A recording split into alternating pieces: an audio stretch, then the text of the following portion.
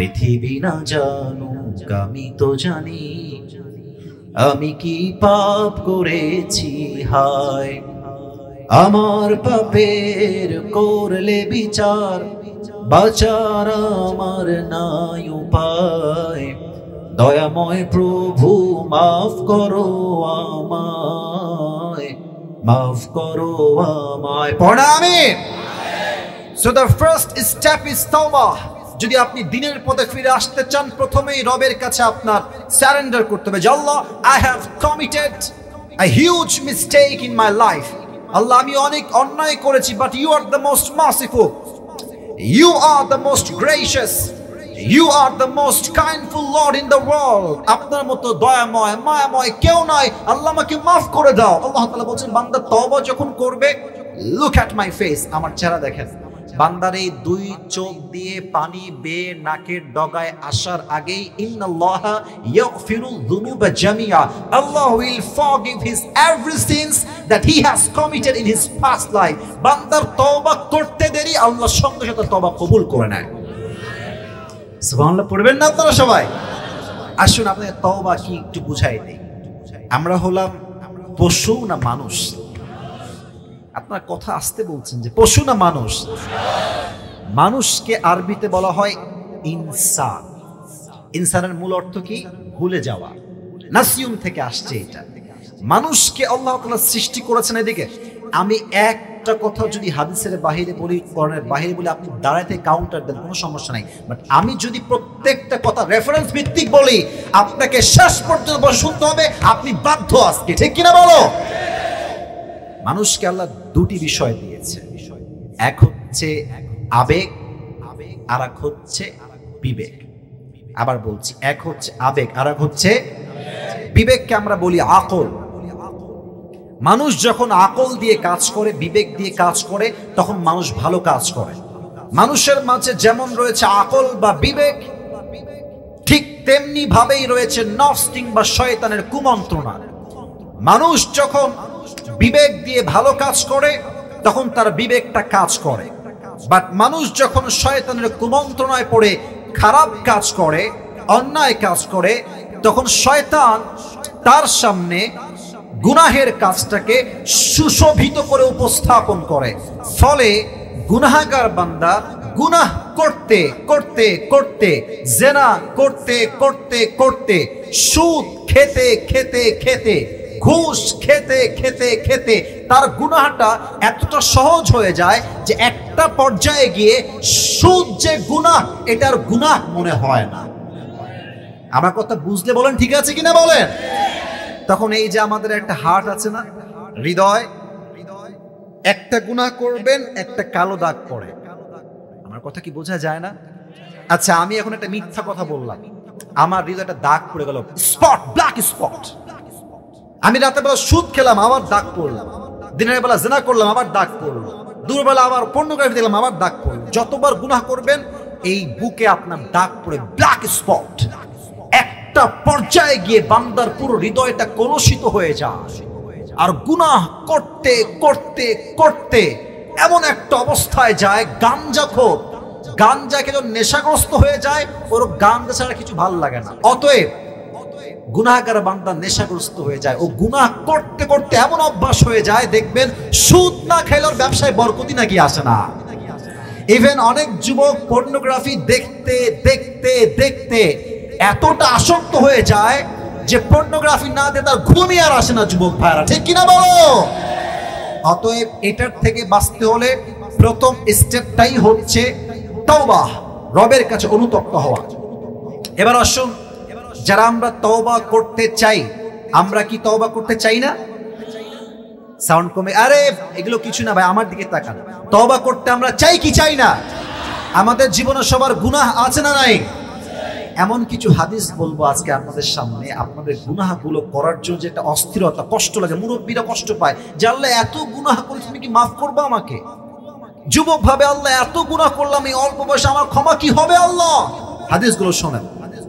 আল্লাহর হাবিব বলেছেন, মান তাকাররাবা ইলাইয়া শিবরান তাকাররাবতু ইলাইহি যিরাআন। হাদিসে কুদসি বলছি, আল্লাহ তাআলা বলছেন, আমার বান্দা যখন আমার দিকে এক বিঘত আগায়, আমি আল্লাহর রহমত তার দিকে এক হাত এগিয়ে যায়।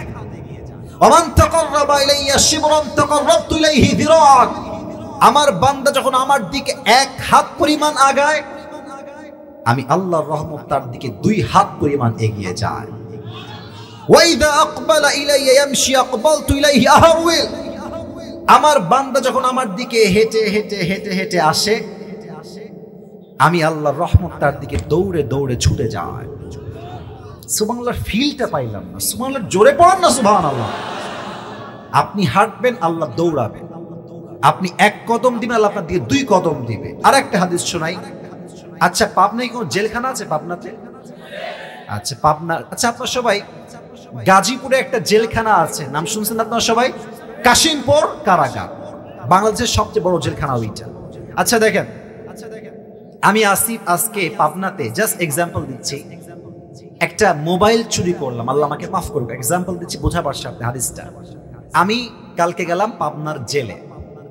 পাবনার কথা বলতে হয়, পাবনার। আচ্ছা, দেখবেন জেলখানায় যারা গেছেন অনেক অভিজ্ঞতা থাকতে পারে, একটা খাতা থাকে জেলখানায়, আসামির নাম লেখা থাকে, থাকে না? আপনি ঢুকবেন, আপনার নাম লেখা হবে। আচ্ছা, আমি বের হয়ে গেলাম কালকে আবার জেলখানার থেকে। আমি তার পরের দিন শখ মেটেনে আবার বাইক চুরি করলাম, আবার গেলাম জেলখানায়, 2 মাস থাকলাম, বের হলাম। আবার আমি চুরি করলাম একটা বিশাল বড় BMW কার, আবার গেলাম জেলে, থাকলাম 3 বছর, আবার বের হলাম। আবার এসে আবার একটা অন্যায় করলাম, ক্রাইম, আবার জেলে গেলাম। জেলের সিস্টেমটা হচ্ছে, যখন কোনো আসামি বারবার বারবার বারবার ক্রাইম করে, তখন তার নামটা ব্লক লিস্টে চলে যায়। ব্লক লিস্ট, তার নামে একটা দাগ পড়ে যায়, দাগি আসামি, দাগি চোর, দাগি ডাকাত। কথা কি বোঝা যায়? মানে আপনি বারবার জেলে যাচ্ছেন, বারবার, একবার ছাড়েন আবার যায়, আবার ছাড়ে আবার যায়, তখন আপনার নামটা হয় ব্লক লিস্টে, একদম দাগি চোর, দাগি আসামি। আপনি যেখানেই যাবেন পুলিশ ফোকাস করবে, এইটা বাটপার, এই যে কোনো সময় যে কোনো কাজ করতে পারে। দাগি চোর, দাগি আসামি, ব্লক লিস্টে আপনার নাম। এবার আল্লাহর বিচারে আসেন, আল্লাহর আদালত, আল্লাহর জেলখানা। আপনি আজকে গুনাহ করলেন, জেনা, কথার কথা, আল্লাহকে বলুন, আল্লাহ আমাকে তুমি মাফ করে, আমি ভুল করে ফেলছি। আল্লাহ বলছে, বান্দা তোর শুধু ক্ষমা করবো তা না, তোর যে নামটা লিস্টে উঠে আছে ওই নামটা মুছে তোকে আমি এমন একটা বান্দা বানায় দিব, as like a new born baby, তোকে আমি আল্লাহ নিষ্পাপ বান্দা করে ছেড়ে দিব। নামও কাটবে, নিষ্পাপ বান্দা। নিষ্পাপ বান্দাকে আত্তাইবু মিনা যামবি কামা লা যামবা লা, তওবাকারী ব্যক্তি যেন এমন ব্যক্তি যার জীবনে কোনো গুনাহই সে করে নাই। সুবহানাল্লাহ। আর একটা হাদিস শোনাই, আরো বেশি আপনার ভালো লাগবে। এই হাদিসগুলো শুনলে মানুষ নতুন একটা জীবন ফিরে পাবে। হাদিসটা শুনে ভালো করে, সবাই একটা কাশি দেন, তাকবীর দেন, লিল্লাহি তাকবীর। হাদিসে আসছে, আল্লাহর হাবিব সাল্লাল্লাহু আলাইহি ওয়াসাল্লাম বলেছেন, যখন কোনো বান্দা আল্লাহর কাছে তওবা করে ফিরে আসে, একটা মরুভূমির মাঝখানে যদি উট হারিয়ে যায়, বান্দা অনেক পেরেশান হয়ে যায়, উটের মাঝে আমার পানি, উটের কাছেই আমার খাবার, উটেই আমি সওয়ার হয়ে বাসায় ফিরবো, উটটা মরুভূমির মাঝে হারিয়ে গিয়েছে, বান্দা পেরেশান। দীর্ঘ 24 ঘন্টা সে উটই খুঁজে পাচ্ছে না। হঠাৎ করে সে উটটা খুঁজে পেলে খুশি হবে না? ও ভাই, কথা কোন খুশি হবে না?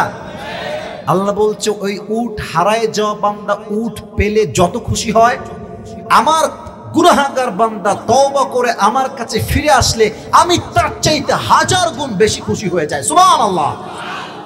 আচ্ছা বলেন তো, শয়তানদের লিডারের নাম কি? শয়তানদের লিডার, রাইট আনসার বলেন সবাই, কি নাম? ইবলিস। ও শুরুতে কোথায় ছিল কে বলতে পারে? হ্যাঁ, হচ্ছে রাইট আনসার, জাহান্নামে না জান্নাতে? আল্লাহ বললেন বের হয়ে যা। যখন সে বের হলো, আল্লাহকে বলছে, আল্লাহ চ্যালেঞ্জ দিলাম একটা, শোনো। কি চ্যালেঞ্জ? তোমার প্রত্যেকটা বান্দাকে আমি জাহান্নামে বানাবো, প্রত্যেকটা বান্দা জাহান্নামে যাবে। আল্লাহ বলছে, তাই নাকি? চ্যালেঞ্জ ইজ অ্যাকসেপ্টেড, যা। তোর চ্যালেঞ্জ আমি আল্লাহ গ্রহণ করলাম। তবে শুনে রাখ, আমার বান্দা যদি কোনো গুনাহের নিয়ত করে, গুনাহটা করে নাই, নিয়ত করেছে, গুনাহটা এখনো করে নাই, তার আমল নামে গুনাহ লেখা হবে না। বাট আমার বান্দা নিয়ত করেছে আগামীকাল তাহাজ্জুদটা পড়বো, এখনো তাহাজ্জুদ পড়ে নাই, বান্দা নিয়ত করার সাথে সাথেই আমি আল্লাহ তার আমল নামে সওয়াব লিখে দেব। কি সুন্দর সিস্টেম রে ভাই! মানে আপনি কালকে চুরি করবেন, নিয়ত করেন নাই, গুনাহ হবে না। কালকে তাহাজ্জুদ পড়বেন, নিয়ত করেছেন, জাস্ট নিয়ত, বাট এখনো করেন না। আল্লাহ বলছেন নিয়তের জন্যই সেম সওয়াব তোর আমলনামে আমি আল্লাহ লিখে দিব। সুবহানাল্লাহ। তওবা করে আল্লাহর কাছে ফিরে আসতে হবে। How to come back to lord, how to come back to আল্লাহ সুবহানাহু ওয়া তাআলা। আমরা রবের পথে ফিরে আসতে পারি কেমন করে, এবং আমরা আল্লাহর দ্বীনের পথে অবিচল থাকতে পারি কেমন করে। দুইটা পয়েন্ট ভালো করে বুঝে নেন। এক, আমরা ফিরে আসতে চাই এক সত্তার পথে। পাবনার ভাইরা বলেন তো সবাই, তিনি কে? আওয়াজ দিয়ে হাত তুলে শাহাদাত আঙ্গুলে উত্তোলন করে বলেন, তিনি কে? দুই, আমরা তো আল্লাহর পথে ফিরে আসলাম, বাট এখন আমরা অবিচল থাকবো কেমন করে, অটল থাকবো কেমন করে। So the first point is how to come to Allah subhanahu wa ta'ala, রবের দিকে আসবো কেমন করে, and how to be steadfast in the path of religion, এবং দ্বীনের পথে আমরা অবিচল থাকবো কেমন করে। এই দুইটা পয়েন্টকে আমি আজকে কোরআন থেকে, হাদিস থেকে হাইলাইট করব। বলেন সবাই ইনশাআল্লাহ। একটা বিষয় ক্লিয়ার হতে চাই, আমরা যে রবের পথে ফিরে আসতে চাই, সবাই কি একমত? সবাই কি আমরা চাই? শুনে না, আমরা কি চাই? আমরা কি জেনা ছাড়তে চাই, সুদ ছাড়তে চাই, ঘুষ ছাড়তে চাই, ব্যভিচার ছাড়তে চাই? এটার জন্য প্রথম শর্ত আল্লাহর পথে ফিরে আসা। কেমনে ফিরবেন? আমি মোট 5টা পয়েন্টে কথা বলবো কোরআন থেকে। বলেন সবাই, পাবনার ভাইরা কয়টা? হাত তুলে কয়টা? নাম্বার 1, কেউ যদি রবের পথে ফিরে আসতে চায়, the first step is tawbah for a person who intends to walk in the path of religion. যেই বান্দা আল্লাহর পথে ফিরে আসতে চায়, তার প্রথম কাজই হচ্ছে রবের কাছে তওবা করে অনুতপ্ত হয়ে ক্ষমা চাওয়া। এক, তওবা। মাথায় ঢুকে দেন, পুরস্কার পাওয়ার সময় কাজে দিবে। এক, তওবা। আমি বলবো এক, আপনারা বলবেন পয়েন্টের নাম কি। এক, আর একবার, আই রিপিট अगेन, এক। এখানে কি এমন কোন ছেলে বা মুরব্বী বা বাচ্চা আছে, মানে বাচ্চা বলতে 23, 13, 14 বছর বয়স হবে, যুবক বা মুরব্বী কেউ কি আছে যার জীবনে কোনো গুনাহ নাই? বুঝলে বলেন, কেউ কি এরকম আছে নাকি ভাই? প্রত্যেকটা মানুষের গুনাহ আছে। আমি আসি যতই লেকচার দিয়ে একেবারে দেখলে মনে হয় মাশাআল্লাহ কত ভালো, কিন্তু আমার কি গুনাহ আছে, আমার কি পাপ আছে, এটা পৃথিবীর কোনো মানুষ না জানলেও জানে একজন। আওয়াজ দিয়ে বলেন তো, তিনি কে? আচ্ছা, আপনারা সবাই মাওলানা তারিক জামিলের নাম শুনেছেন? এই যে অনেকে শুনেছেন, মুরব্বীরাও অনেকে দেখতে পারেন, দেখবেন যে পাকিস্তান তার বাসা। উনি ওই সাদা জুব্বা পরেন আর সাদা পাগড়ি পরেন। একটা কথা মনে পড়ে গেল, বলবো সবাইকে নাকি বলা যাবে না? ওই দুইজন সোনামণি কই যায়? যদি একজনও উঠে যাও, লুঙ্গি টাইনা ধরে বসাতে লাগে পাবনার ভাইয়েরা আজকে, ঠিক কিনা বলো? বেটা, পুরো বছরে একটা দিন মাহফিল, 1 ঘন্টা ওয়াজ শান্তি মতো করতে না পারলে আজকের মাহফিল সফলই হবে না যুবক ভাইরা, ঠিক কিনা বলো? একজন মুরব্বী উঠছে পাশে, আমি ডাকলাম না খালি ভয়ে, কারণ ডাকলে আর এক সমস্যা, মুরব্বী করে ডাকাই যায় না ভাই। তো মেহেরবানি করে কেউ ডান বাম হবেন না। একটা যুবক ডান বাম আমি বসাই দিব, একদম চুপচাপ বসাই দিব, খবরদার কেউ উঠবেন না। উনি বলছিলেন, তারিক জামিল বললেন যে এখন তো ভাই ইউটিউব, ফেসবুক, ইনস্টাগ্রাম, টিকটক, ফেসবুকে রিলস অভাব নাই, খালি অভাব নাই, একদম ঢুকলেই পাবেন, সাঁটাসাঁট আসতেই থাকবে। কিন্তু আগের যুগে কিন্তু ফিতা ছিল, ফিতা, ওই যে ফিতাতে আমরা ওয়াজ শুনতাম। আগের যুগের কথা বলছি, 12 বছর 13 বছর আগের কথা বলছি। তো উনি তো অনেক আগের একজন স্কলার, অনেক বয়স তার, এখন প্রায় 75 বছর বয়স। তো ওনার একটা বক্তব্য কোন একটা বাসায় বাজতেছে তওবা নিয়ে, যে আল্লাহ তওবা করলেই গুনাহ মাফ করে দেয়। তো এই বক্তব্য শুনেছে, আল্লাহ মাফ করুক, একজন প্রস্টিটিউট, পতিতা। তার কাজ কি এটার ব্যাখ্যা দিলাম না, পতিতা সে বক্তব্য শুনেছে যে আল্লাহ ये कहता है कुरान में कि अगर तुमने सारी जिंदगी भर भी गुनाह किया है फिर भी कोई बात नहीं, अगर तुमने एक बार तौबा कर लिया और अल्लाह के पास आ गए तौबा करके, तो अल्लाह तुम्हारी सारी जिंदगी की गुनाह को माफ कर देगा। सुभान अल्लाह पढ़বেন না? মানে এটা ওনার বাক্য, উনি বলছেন বক্তব্যের মাঝে। এই মহিলা শুনে তার মাথা ঘুরে গেছে যে আমি তো একটা প্রস্টিটিউট আমার পেশায়, বাই প্রফেশন, আমার মতো পতিতার গুনাহ কি আল্লাহ ক্ষমা করবে? আচ্ছা, এই বক্তার নাম কি যিনি ওয়াজ করছেন? তো দোকানদার বলছেন যে এনার নাম হচ্ছে মাওলানা তারিক জামিল। তো বলছে ওনাকে কোথায় পাওয়া যাবে? বলছে উনি তো অনেক ফেমাস মানুষ, ওনাকে এত সহজে পাওয়া যায় না। বলছে ওনার খোঁজ আমার লাগবে, উনি থাকে কোথায়? অনেক খুঁজে অনেক ট্রাই করে ওনাকে পেয়েছে ফাইনালি। গিয়ে বলছে হুজুর मैं प्रोफेशनल एक प्रॉस्टिट्यूट हूं, तो क्या मेरी तौबा कबूल हो सकता है? আমি যে এত পুরুষের সঙ্গে শুয়েছি আমার জীবনে, এই তওবা কি আল্লাহ কবুল করবে? হুজুর বললেন यार क्यों नहीं, तुम तौबा करो तो उसे अल्लाह जरूर कबूल करेगी इसको इंशाअल्लाह। तौबा করো তুমি একবার আল্লাহর কাছে। উনি তওবা করলেন, বাসায় ফিরে গেলেন। এটা ছিল রমজান মাস শুরুর দিকে। প্রত্যেক দিন 5 ওয়াক্ত নামাজ পড়ে, তারাবি পড়ে, তাহাজ্জুদ পড়ে, আর প্রত্যেক দিন এশারের পরে তারাবির নামাজ শেষ করে আল্লাহকে বলে আল্লাহ अगर मेरी तौबा तेरे पास कबूल हो गई तो मुझे दुनिया से उठा ले। प्रत्येक दिन একটা কথা, একটা বাক্য, अगर मेरी तौबा कबूल हो जाए तो मुझे दुनिया से उठा ले। প্রত্যেক দিন মসজিদে এভাবে চিল্লায় চিল্লায় দোয়া করে সে মহিলাটা। এটা আমি কোনো বানোয়াট কথা বলছি না, আপনি ইউটিউবে সার্চ করলে এখনো পাবেন। হুজুরের মুখের বক্তব্য, উনি একদম সাক্ষ্য দিয়ে কথা বলেছেন। হুজুর বললেন দীর্ঘ কয়েক বছর মহিলার কোনো খবর পেলাম না যে মহিলা কোথায় গেল। পর এলাকায় খবর নিলাম, যেই যুবকটা আমাকে মিলাই দিয়েছিল সাক্ষাতের জন্য, সেই যুবক বলল হুজুর এই মহিলা যে আগে পেশায় একজন পতিতা ছিল, প্রস্টিটিউট। বুঝেন তো কত বড় জালেম গুনাহগার ছিল, প্রস্টিটিউট ছিল, পতিতা ছিল। সেই যুবক বলল হুজুর ওই মহিলা প্রত্যেক দিন তাহাজ্জুদে এশাতে তারাবিতে দোয়া করতে, আল্লাহ আমার তওবা কবুল হলেই উঠায় নাও। উনি 27 রাত, যেটা কদরের রাত হওয়ার সবচেয়ে বেশি সম্ভাবনা রাখে, ওই রাতে মসজিদে সেজদায় গিয়ে বারবার বলছে আল্লাহ अगर मेरी तौबा कबूल हो जाए तो मुझे दुनिया से उठा ले, मुझे इस दुनिया में रहना नहीं है। এই বাক্য বলতে বলতে কালেমা পড়তে পড়তে সেজদাতেই আল্লাহর কাছে চলে গিয়েছে। আল্লাহর কসম বানায় বলেনি, আপনি ইউটিউবে দেখতে পারেন। আমার কথা ইউটিউব নয়, আমার কথা তারিক জামিল নয়, আমার কথা হচ্ছে আপনার গুনাহ যদি হয় পুকুরের পানির পরিমাণ, আল্লাহর দয়া তো সাগরের পানির পরিমাণ। আপনার গুনাহ যদি হয় জমিনের এইটুকু, আল্লাহর রহমত আরশ পর্যন্ত তার রহমত উপচে পড়ে আছে। সুবহানাল্লাহ পড়েন। অতএব একটা বাক্য পড়াচ্ছি, সবাই বাক্যটা পড়বেন। বলেন সবাই দিল থেকে বলেন সবাই হুজুর। ভাই বলেন, বলেন দিল থেকে বলেন সবাই হুজুর। এবার ডাকেন আল্লাহকে, বলেন আল্লাহ, বলেন আল্লাহ আমি আজ দিল থেকে তওবা করলাম। আবার ডাকেন মন থেকে আল্লাহ তুমি আমার জীবনের সমস্ত গুনাহ মাফ করে দাও। পড়া আমিন। এই তওবাটা কাজ দিবে। তবে অনেক যুবক তোমরা আসছো, দেখবেন এই এই চল নামাজ চল, প্যান্ট খারাপ, এদিকে ঠিক হয় না, বোঝে নাই। বলবেন নামাজে আয়, মুরব্বীর দিকে তাকান, আব্বা জানের দিকে তাকান, এই নামাজে চল রে, প্যান্টটা খারাপ, পবিত্র নাই। আমি এটা বাটপার নাম্বার 1 এইটা। আসলে প্যান্ট না, ওর মনটাই খারাপ। আচ্ছা দেখবেন যুবকরা আর একটা লজিক দেয়, আমার বয়স তো কেবল 19, আর একটু বয়স হোক তারপরে নামাজ কালাম ধরবো আমি। আরে বেটা, তোর মতো হাজার যুবক বলতো আমার বয়স হলে কবরের নামাজ আমি আগে নামাজ পড়বো, ওর বয়স হওয়ার আগেই ও কবরের বাসিন্দা হয়ে গিয়েছে। ঠিক কিনা বলো?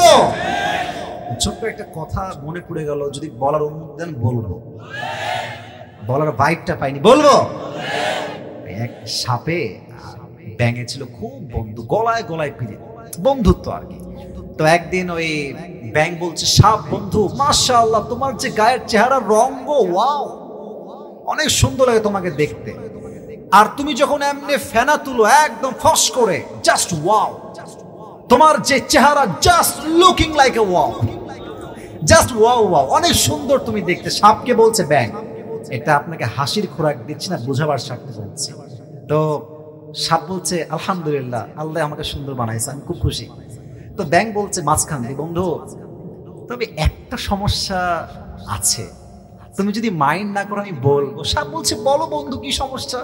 বলছে বন্ধু তোমার চেহারাও সুন্দর, রঙও সুন্দর, ফসফসও সুন্দর, সবই ঠিকঠাক, বাট তুমি যখন চলো রাস্তা দিয়ে তিরিং বিড়িং করে হাঁটো, এই তিরিং বিড়িং হাঁটাটা আমার পছন্দ হয় না। সাপ বলছে, বেয়াদব, এত বড় সাহস, তুই আমার ভুল ধরিস? এমনি ফস করে উঠেছে, বেয়াদব কোথাকার। আর ব্যাঙ বলছে, ও বাবা, এত প্রশংসা করলাম, ভাল লাগে না, একটা বদনাম করলাম, গায়ে লেগে গেল। ব্যাঙ মেরেছে লাফ পানির ভিতরে। আর এদিকে ছিল রাখাল মামা, কে রে ফস ফস করলো? আসছে, দেখছে সাপ মামা এমনি হা করে আছে। আর রাখাল মামার হাতে ছিল বিশাল বড় একটা লাঠি। বিসমিল্লাহ বলে ওখানেই শুরু। এমন পিটানি দিয়েছে 5 মিনিটে একদম সোজা। এদিকে বন্ধু ব্যাঙ বলছে, কি রে, সাপ মামার তো ফসফস নাই, আমার বন্ধু হইল কি? দৌড় দিয়ে আসছে, দেখছে বন্ধু তো ত্রিং ব্রিং নাই, বন্ধু একদম সোজা। কাছে গিয়ে দেখে গেলে বন্ধু সোজা হইল কেমনে? গিয়ে দেখছে বন্ধু আর জিন্দা নাই, বন্ধু ময়রা ভূত হয়ে ফেনা মেনা সব বের হয়ে গেছে।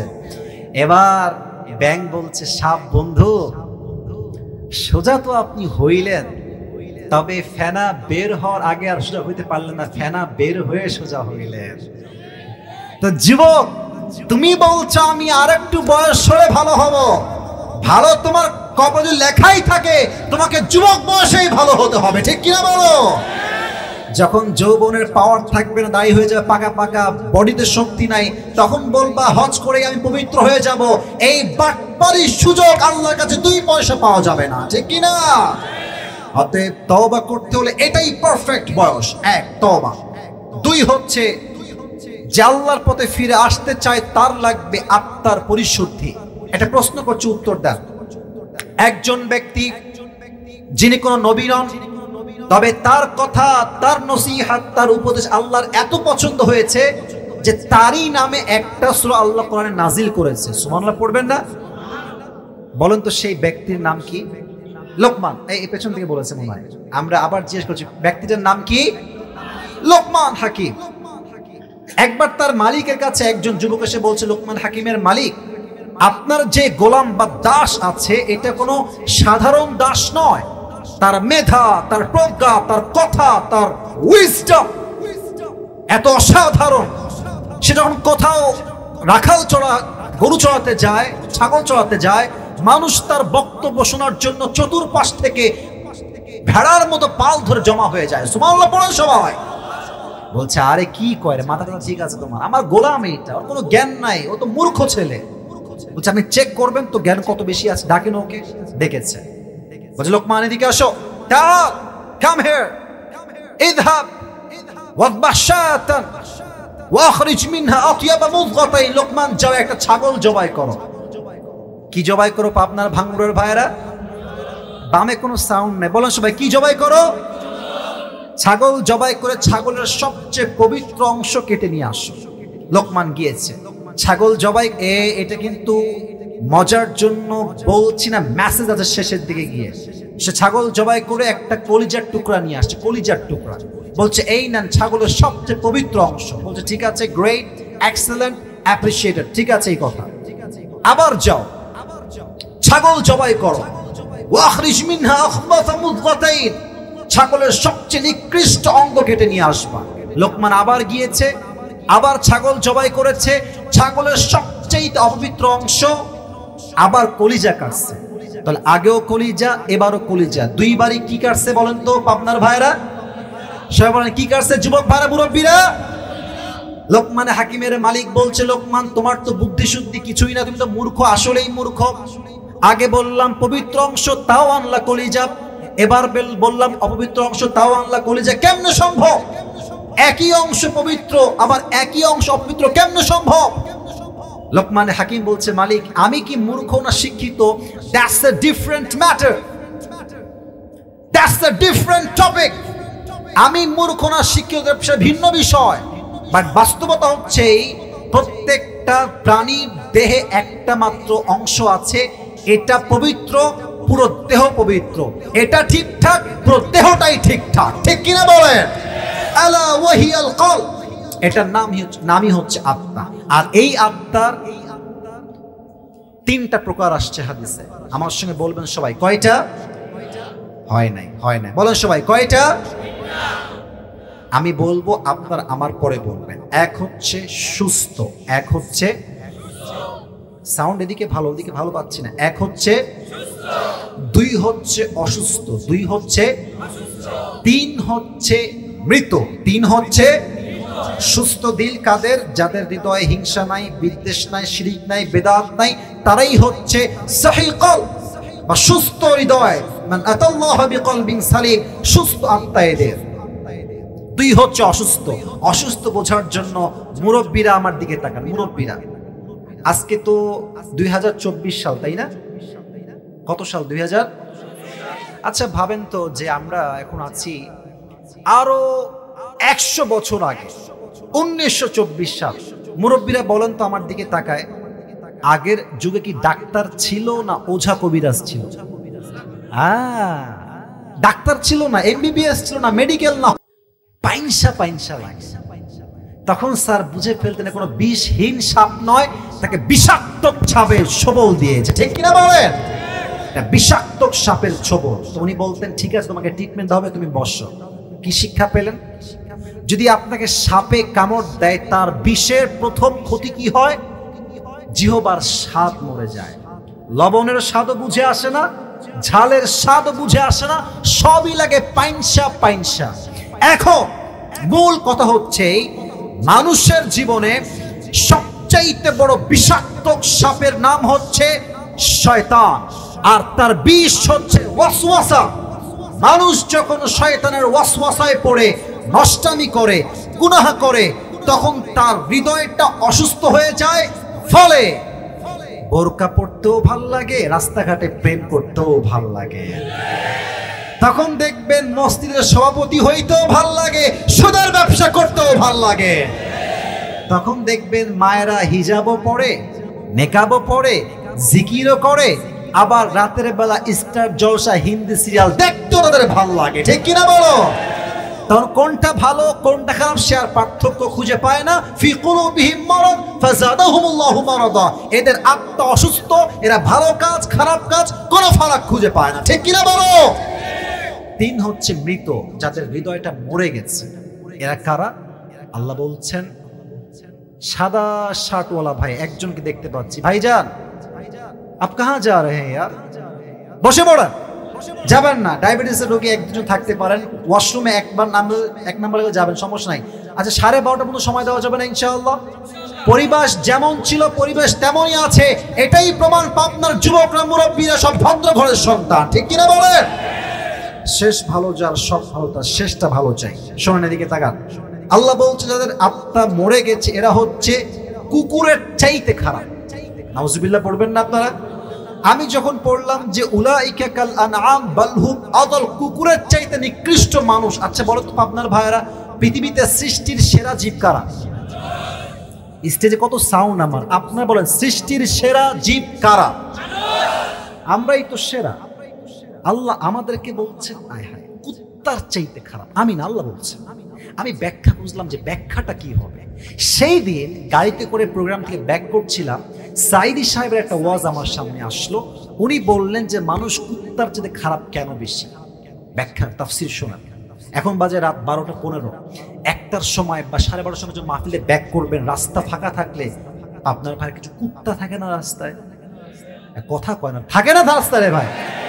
একা গেলে বুঝবেন বাস কারে কয়। হ্যাঁ, এমনি ঘেউ ঘেউ করবে, ও মা গো মা মা করে চিল্লায়। তোর আমি নিজে দেখছি এবং আমিও চিল্লাইছি মাঝে মাঝে, ও আব্বা গো কোথায় গেলা, কে ধরছে, ধরো বাঁচা বাঁচা বাঁচা বাঁচা, আমার অবস্থা। তো দেখেন, এখন বাজে রাত 12:15। রাত 1টার সময় আমি যাচ্ছি আমার বাসায়। আমার একটা কুত্তা আছে, কুকুর আছে, তার নাম হচ্ছে টমি। তার নাম কি খেয়াল করেন। রাত বাজে 1টা, আমি যাচ্ছি হেঁটে হেঁটে। তো দূর থেকে টমি দেখছে যে someone is coming from outside, কেউ আসছে বাহির থেকে বাসার দিকে। তো দেখবেন দূর থেকে মালিককে সে চিনতে পারে নাই যে মালিক আসছে, খেউ খেউ খেউ খেউ করছে। আর যখন দেখবেন মালিক কাছে চলে আসে, দেখবেন কুকুরের ঘেউ ঘেউ শব্দ কমে যায়, আর কুকুর মাথাটা আস্তে নিচের দিকে নামিয়ে তার ভাষায় সে বলে মালিককে, I am extremely sorry sir, আপনাকে আমি চিনতে পারি নাই। কথা কি বোঝা যায়? আচ্ছা বলেন তো, মালিকের জায়গায় যদি ডাকাত হয়, চোর হয়, ছাড়বে? স্যালুট দিবে? জায়গা মতো কামড় দিবে। ঠিক কিনা বলে? আল্লাহ বলছে, বলতো এই কুকুরটাকে মালিক কি দিয়েছে? উত্তর হবে কিছুই না, হয় একটা পাউরুটি অথবা একটা রুটি অথবা পানি। কথা কি ঠিক আছে কিনা বলেন?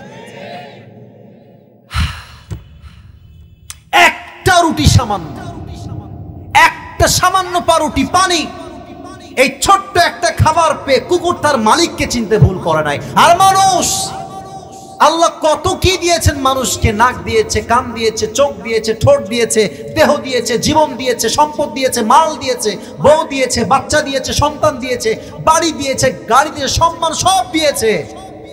মানুষ বেঈমানের বাচ্চা সব চিনতে পেরেছে, বউ চিনেছে, টাকা চিনেছে, বাড়ি চিনেছে, গাড়ি চিনেছে, বাট যে মালিক দিয়েছে সে মালিককে চিনতে পারে না। কুকুর তো সামান্য রুটি পেয়ে মালিককে চিনতে ভুল করে নাই।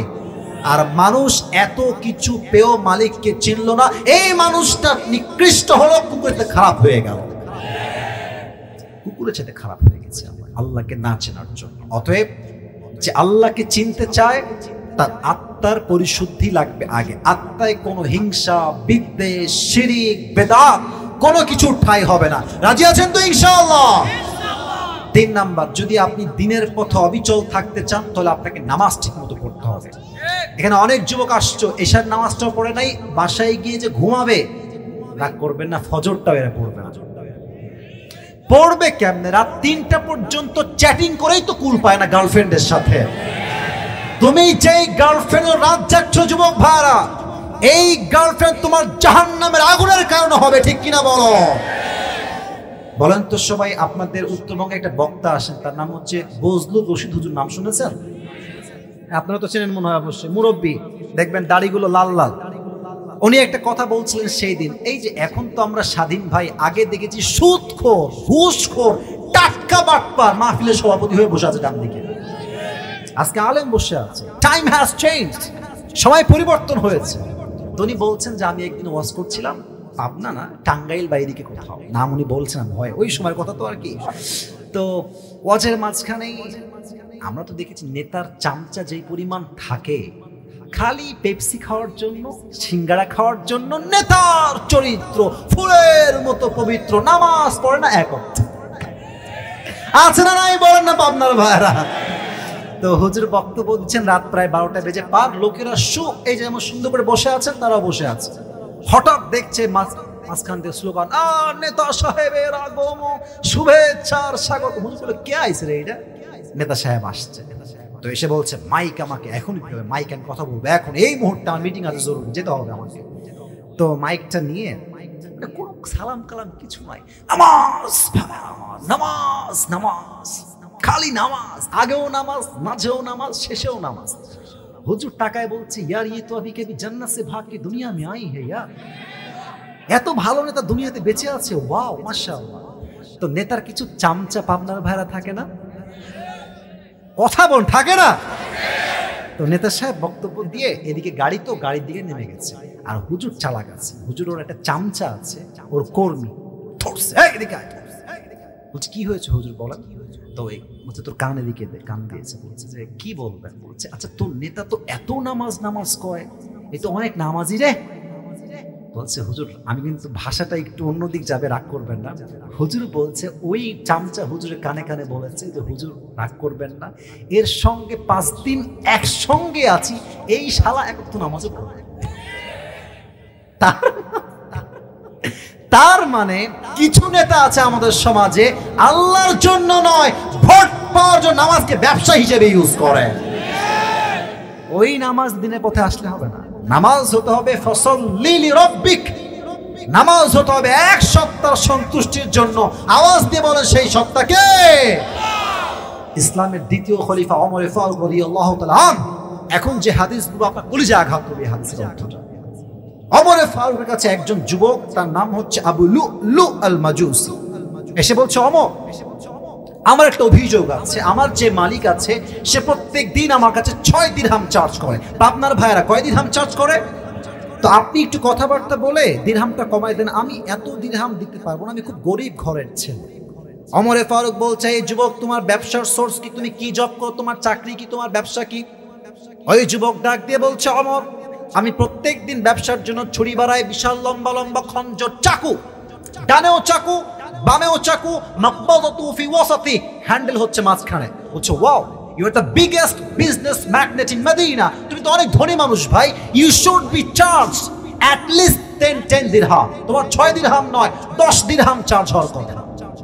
এই কথা শুনে কাফের বলছে, ও আচ্ছা আচ্ছা, সবাই যেহেতু মুসলমান তাই তুমি সবার বেলায় নরম, আর আমি যেহেতু কাফের তাই তুমি আমার বেলায় হয়েছে গরম, তাই না? আমার দাঁড়াও, তোমার বিচার আমি একাই করবো, যাও ছেড়ে দিলাম তোমাকে এখন। আচ্ছা, শীতকালে আমরা ঠান্ডা লাগলে কি মুড়ি দেই গায়ে? হ্যাঁ রাইট, বলেন কি মুড়ি দেই? ও সারা রাত মিলে ওমর ফারুককে হত্যা করার জন্য বিশাল লম্বা একটা খঞ্জর বানিয়েছে। এবার আমার পেটের দিকে তাকান, পেটের এই ডান দিকে খঞ্জরটাকে লুকিয়ে রেখেছে একটা বিশাল বড় খাপে করে।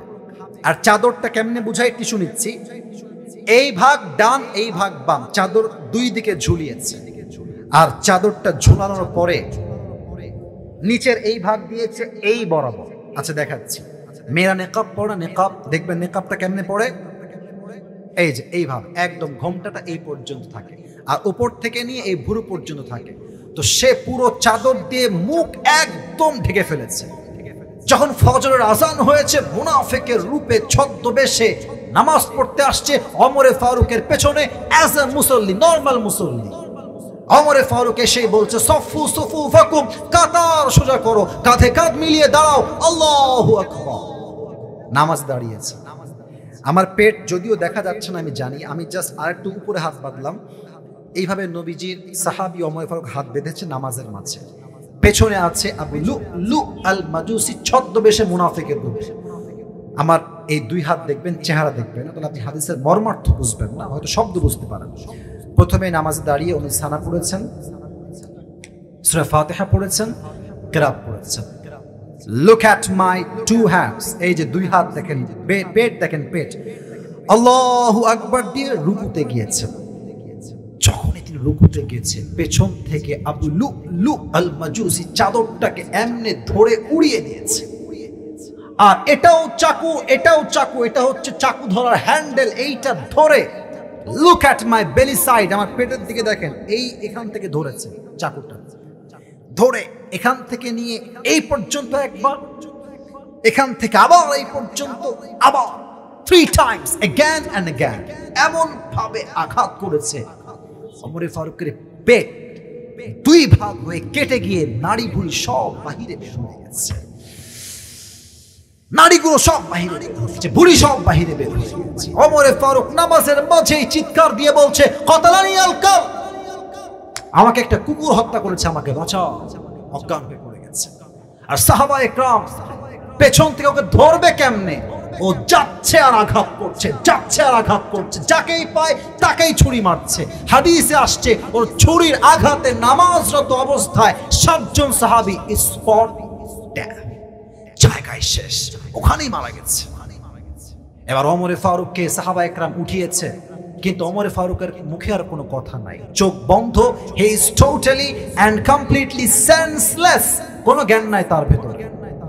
ডাক্তাররা সবাই মিলে আসছে ওমরকে বাঁচাবার জন্য।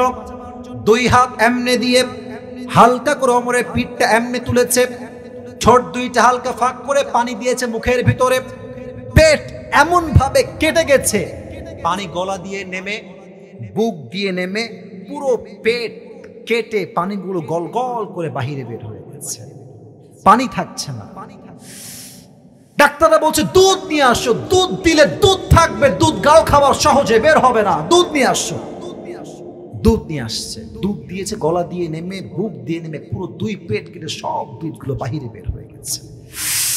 এই দৃশ্য দেখে সাহাবায়ে কেরাম বুঝে গিয়েছে ওমর ফারুক হয়তোবার কখনো বাঁচবে না, এই তো শেষ হায়াত। সবাই কান্না করছে। হঠাৎ একজন সাহাবী দেখছে ওমর ফারুক একদম ছোট্ট, a very little bit, একদম ছোট্ট করে চোখ খুলেছে। আর ওই সাহাবী দৌড় দিয়ে আসছে, মালাকা ইয়া ওমর, মালাকা ইয়া ওমর, আপনার কি হয়েছে, আপনি কি ঠিক আছেন হে ওমর? ওমর ফারুক কোনো কথাই বলছে না, জাস্ট ইশারা করছে, মানে তোমার কানটা আমার ঠোঁটের কাছে নিয়ে আসো।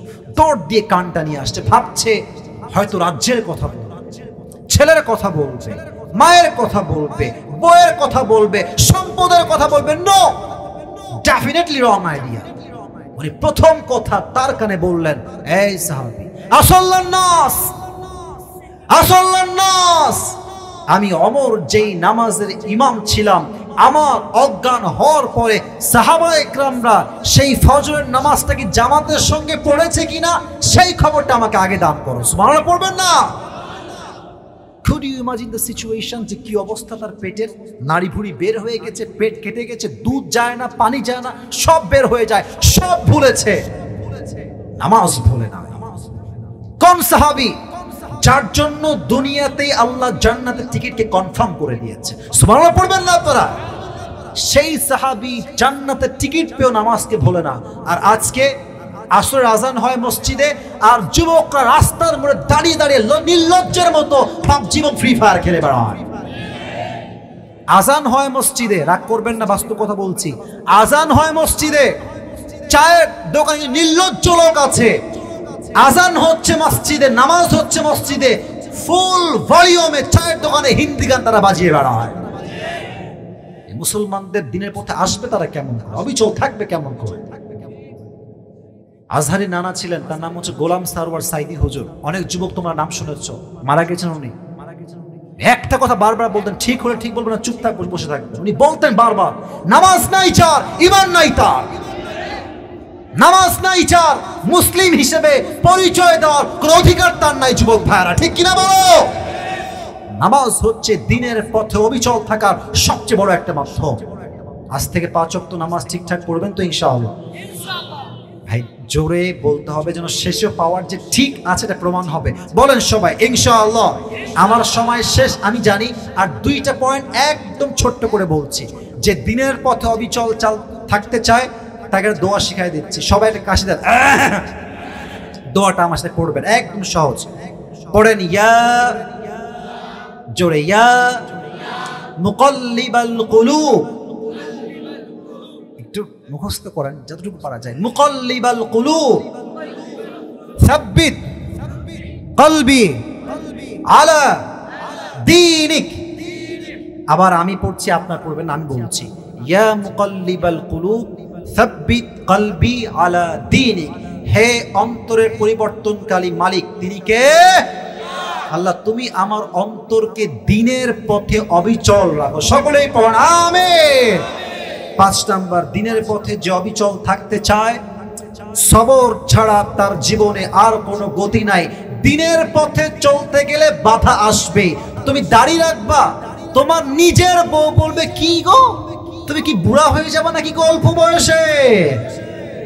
ঠিকটা আসতে বললেন যে কথা কি আমার ঠিক আছে কিনা বলেন?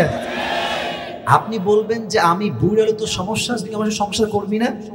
কি সমস্যা? তো একটা কথা, জীবন যাবে, নবীর সুন্নাহকে আমরা কুরবানি করতে পারবো না। ঠিক কিনা বলো? অনেক মেয়ে দেখবেন দাড়ি রাখলে বিয়ে করতে চায় না। হ্যাঁ, বলবে যে এই ছেলেকে বিয়ে করবো না। কেন রে ভাই? সব তো ঠিকঠাক, বাবাও ঠিক, মাও ঠিক, নামাজ কালাম ঠিক, বাড়ি ঠিক, ঘর ঠিক, চাকরি ঠিক। বলে এর মুখে দাড়ি, আমার দাড়ি পছন্দ। আমি নিজে দেখেছি এরকম মেয়ে ভাই, দাড়ি দেখে পছন্দ করতে চায় না। গাঞ্জাখোর পছন্দ, দাড়িওয়ালা পছন্দ করবে কেমনে রে ভাই? হ্যাঁ, তোমাদের জন্য একটা কথা বলে যায়, সবরের চ্যাপ্টার, সবর ধারণ করো। যেই মেয়ে তোমাকে দাড়ির জন্য রিজেক্ট করবে, ওকে মুখের উপর বলবা, তুই আমাকে কি বিয়ে করবি? তোকে তো আমি নিজেই বিয়ে করবো না। যে আমাকে দাড়ি রেখে বিয়ে করতে চায় না, সে আমার বউ হওয়ার যোগ্যতাই তো রাখে না। যুবক ভাইরা ঠিক কিনা বলো? এবার বলেন তো, আমার নবীর মুখে দাড়ি ছিল কি ছিল না? আমি শুনি নাই, ছিল কি ছিল না? নবীর মতো সুন্দর এই তল্লাটে জমিনে দ্বিতীয়টা আর কেউ কে হতে পারে নাকি? চাঁদের চেয়ে সুন্দর তুমি, নবী আমার কামলিওয়ালা, দো জাহানের বাদশাহ তুমি, প্যারা নবী সাল্লে আলা। দো জাহানের বাদশাহ তুমি, প্যারা নবী সাল্লে আলা। চাঁদের চেয়ে সুন্দর তুমি, নবী আমার কামলিওয়ালা। সুবহানাল্লাহ বলেন।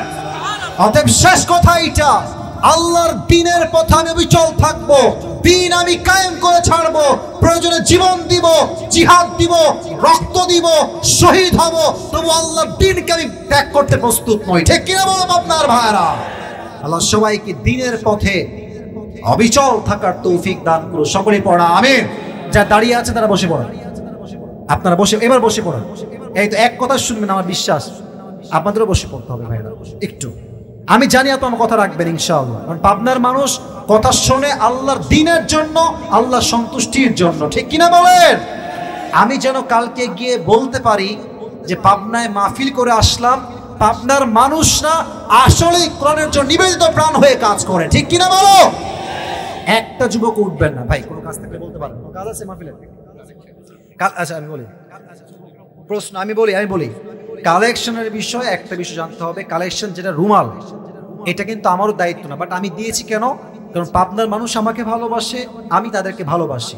আর সেকেন্ড কথা, আমি যেহেতু আসছি এখানে ভাব দিয়ে নয়, ভালোবাসা দিয়ে গোটা বিশ্ব জয় করতে হবে, ঠিক কিনা বলো ভাই? আমি কালেকশন কোথাও করি না, আপনারা আমাদের ফর্ম পূরণ করে নিয়ে আসছেন, ভাইরা নিয়ে আসছেন। কালেকশনে এতটুকু করতে পারি, যদি কেউ দিতে চান যে 20 দিবেন 30 দিবেন, নাম বলবেন, দোয়া করব, বাট কে দিবেন হাত তুলেন অমুক ভাই তমুক ভাই, এটা আমি পারি না। এটা আমি এখন বলছি না, এটা আমি অনেক আগেই ডিক্লেয়ার দিয়ে স্পষ্ট ভাষায় উল্লেখ করে ফর্ম পূরণ করিয়ে তারপরে মাহফিলে এসেছি। আমার প্রিয় ভাইয়েরা, যদি কেউ 20-30 দিতে চান বলতে পারেন, বড় সংখ্যা হইলে। আর রুমাল কালেকশন আমি খুতবার শুনতে করাই দিয়েছি না, রুমাল আমি পাঠাইছিলাম না? যুবক ভাইরা বলো, তোমরা সব পাঠাইছি না? এখন যদি আপনারা চান কেউ বেশি দিবেন দিতে পারেন, বাট আমি কে দিবেন কত এটা পারবো না। যদি নাম থাকে নাম দেন, দোয়া করবো, এর বেশি আমাকে দিয়ে বললে হবে না ভাই, আমি এটা মাফ চাচ্ছি। সবাই একটা তাকবীর দেন, লিল্লাহি তাকবীর। তবে আপনাদের পায়ে হাত রেখে আবদার করি ভাই, মাদ্রাসা আছে, গোরস্থান আছে, অনেক সন্তান এখানে পড়ে, এতিমখানা মাদ্রাসা, যে যতটুকু পারবেন এক চুল পরিমাণ অলসতা করবেন না, কাপুরুষতা করবেন না, একদম কৃপণ হবেন না। যতটুকু পারা যায় মাদ্রাসার স্বার্থে বেশি বেশি দান সবাই করবেন তো ইনশাআল্লাহ। এবার আমরা পুরস্কারের দিকে যাচ্ছি, সবাই আমার হাতের দিকে তাকান, টুপিটা এখন দিতে চাই। আচ্ছা বলেন তো, দিনের পথে ফিরে আসতে, দিনের পথে অবিচল থাকতে আজকে এই পাবনার ভাঙ্গুরার জমিনে আমি আসিফ কয়টা টিপস শেয়ার করেছি? হ্যাঁ মাশাআল্লাহ, বলুন সবাই কয়টা? আমি খুবই সারসংক্ষেপে বলছি, যে পেতে চান পুরস্কার কানটা খাড়া করে শুনবেন। পুরস্কার পাওয়ার জন্য শুধু নয়, নিজেকে শুধরাবার জন্য শোনার দরকার। যুবক ভাইরা আছে না নাই? এক, আল্লাহর পথে ফিরে আসতে চাইলে প্রথম কাজই হচ্ছে তওবা করা। 1 নাম্বার, জোরে এক বাক্যে 1 নাম্বার, আপনি তওবা করবেন আর আল্লাহ তওবা কবুল করবে না। ব্যাপারটা কি এমন নাকি? বরং ব্যাপারটা হচ্ছে এমন, আপনি দিল থেকে তওবা করবেন, চোখের পানি নাকের ডগায় আসার আগেই আল্লাহ সব গুনাহ মাফ করে দেবে, সুবহানাল্লাহ। 1। 2 নাম্বার, যদি কেউ আল্লাহর দ্বীনের পথে ফিরে আসতে চায়, তার আত্মার পরিশুদ্ধি লাগবে। কিসের পরিশুদ্ধি? এবার বলেন তো, পাবনার ভাঙ্গুরার মুরব্বী আব্বাজান, যুবক ভাইরা, এই আত্মা কয় প্রকার ছিল? বলেন সবাই কয় প্রকার? 1 হচ্ছে সুস্থ, আর 1 হচ্ছে 3 হচ্ছে সুস্থ দিল। কারা? বেদাত নাই, হিংসা নাই, শিরিক নাই, কিছু নাই, তারাই হচ্ছে ইল্লা মান আতাল্লাহ বিকলবিন সালিম, সুস্থ হৃদয়। এরা মৃত্যুর সঙ্গে সঙ্গেই জান্নাতের বাসিন্দা হয়ে যাবে, সুবহানাল্লাহ। 2 হচ্ছে অসুস্থ। একদম ছোট কথা, অসুস্থ কারা? যাদের ভালো কাজও ভাল লাগে, খারাপ কাজও ভাল লাগে, সুদ খাইতেও ভাল লাগে, নামাজ পড়তেও ভাল লাগে, বোরকা পড়তেও ভাল লাগে, প্রেম করতেও ভাল লাগে, ঠিক কিনা বলো? অসুস্থ হৃদয়। আরেকটা হচ্ছে মৃত হৃদয়। এরা কার চাইতে বেশি খারাপ? কুকুরের চাইতে বেশি নিকৃষ্ট। যে আসবেন পুরস্কার নেওয়ার জন্য বলবো, এই ভাই বলেন তো, আল্লাহ মানুষকে কুকুরের সাথে খারাপ কেন বললেন? আপনি বলবেন, হুজুর কুকুর তো একটা পাউরুটি পেয়ে মালিককে চিনতে ভুল করে নাই, আর মানুষ এত নিয়ামত পেয়েও রবকে চিনতে পারে নাই, সে কুকুরের চাইতে নিকৃষ্ট হয়ে গিয়েছে, ঠিক কিনা বলো?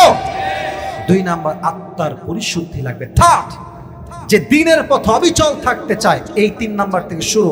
দ্বীনের পথে অবিচল থাকার প্রথম এবং সবচেয়ে গুরুত্বপূর্ণ chapter and part and step হচ্ছে নামাজ। নামাজ নাই যার, ঈমান নাই তার, ঠিক কিনা বলো?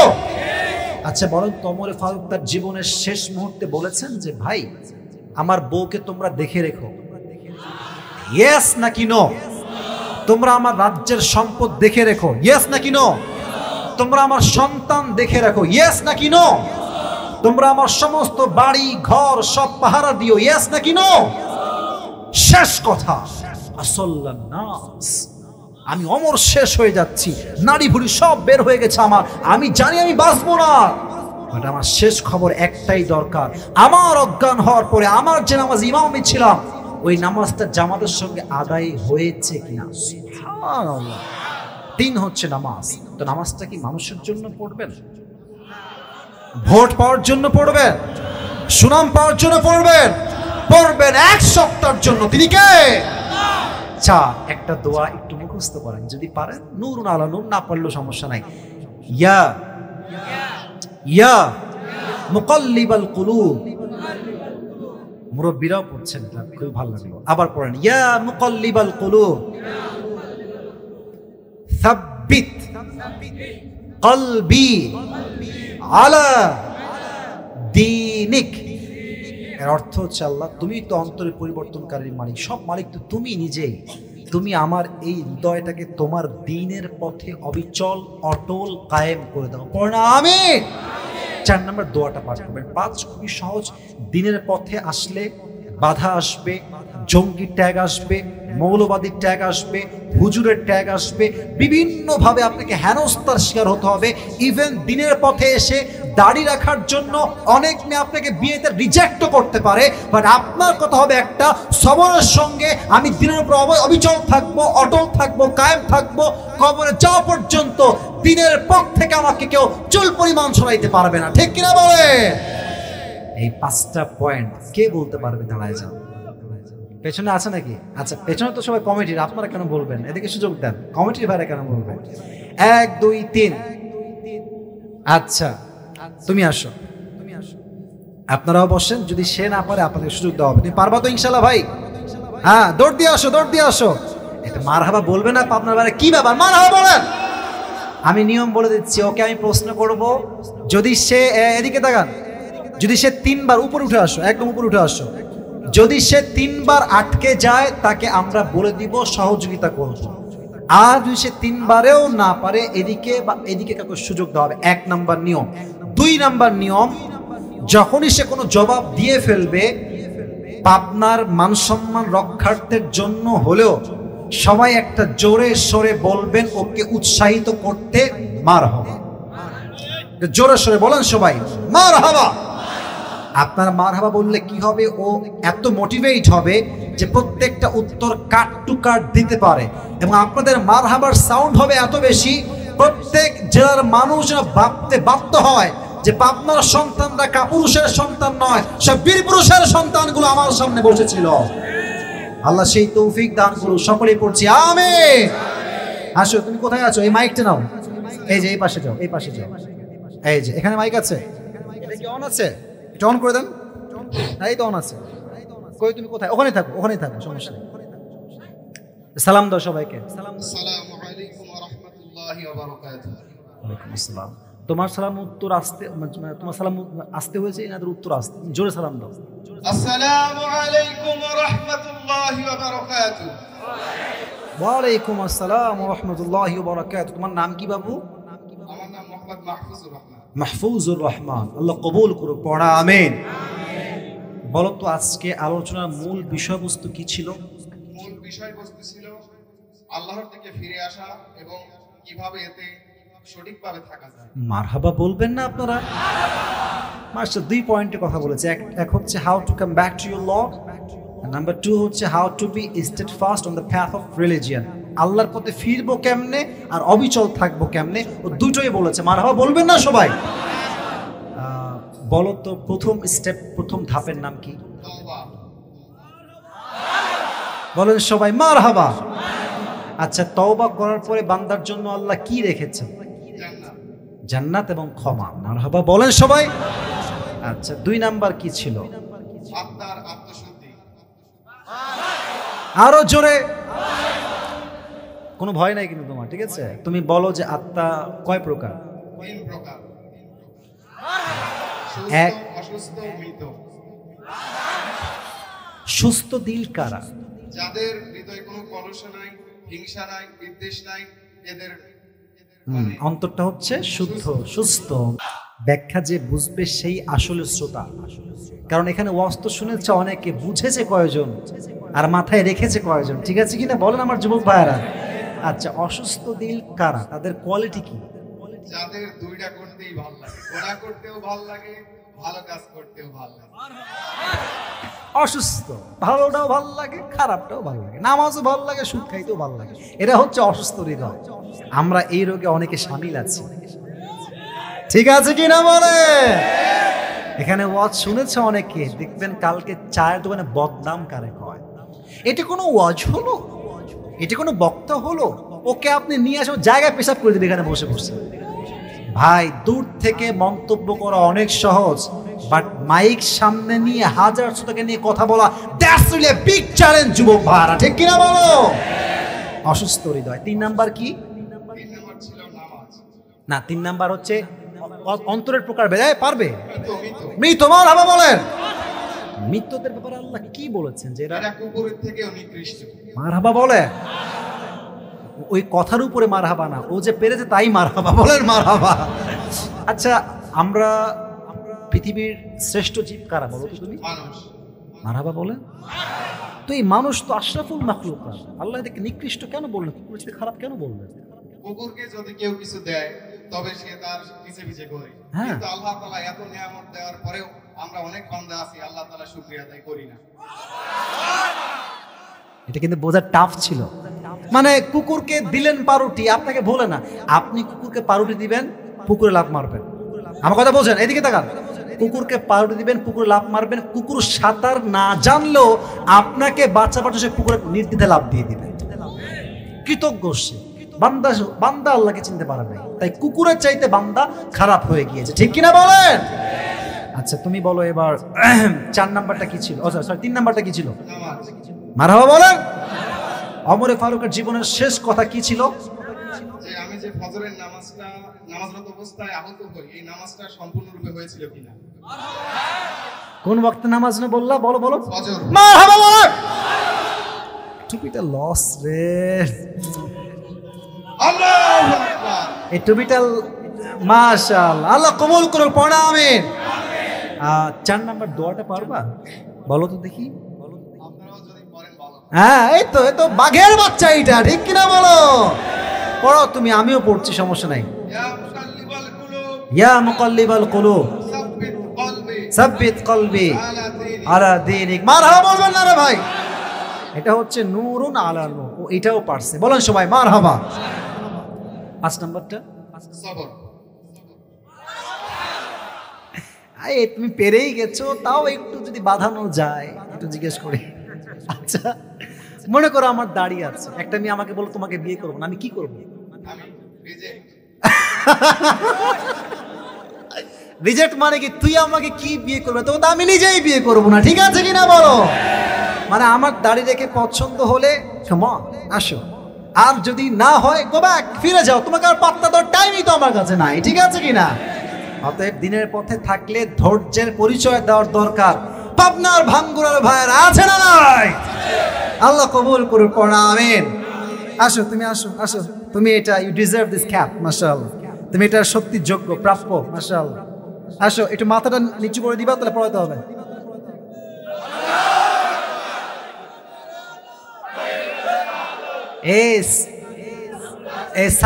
সাইজে মিলে গেছে, সাইজ তো আমার মতো রে ভাই।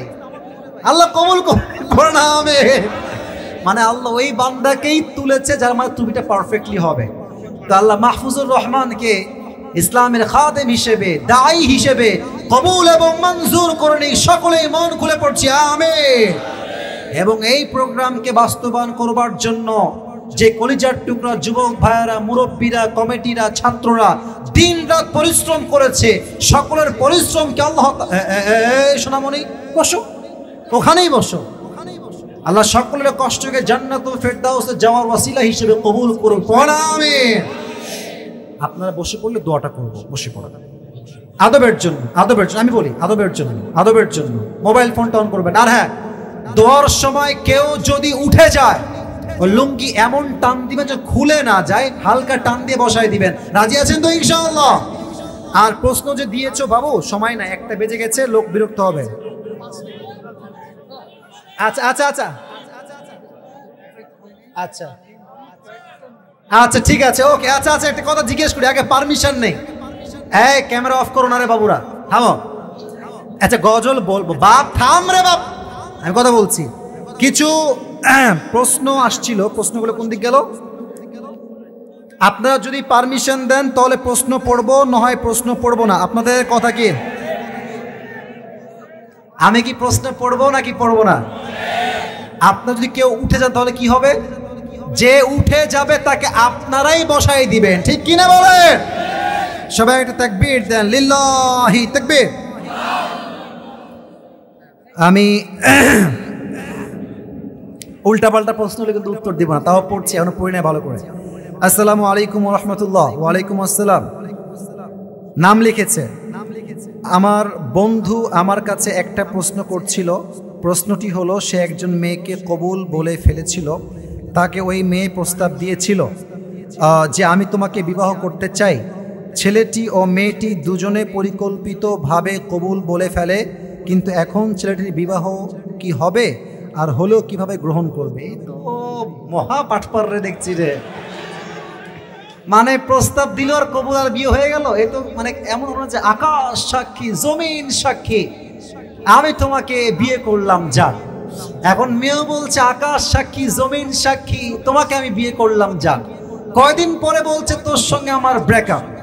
তো মেয়ে বলছে করলা কবুল বলে বিয়ে, তালাক হবে, ব্রেকআপ কেন হচ্ছে?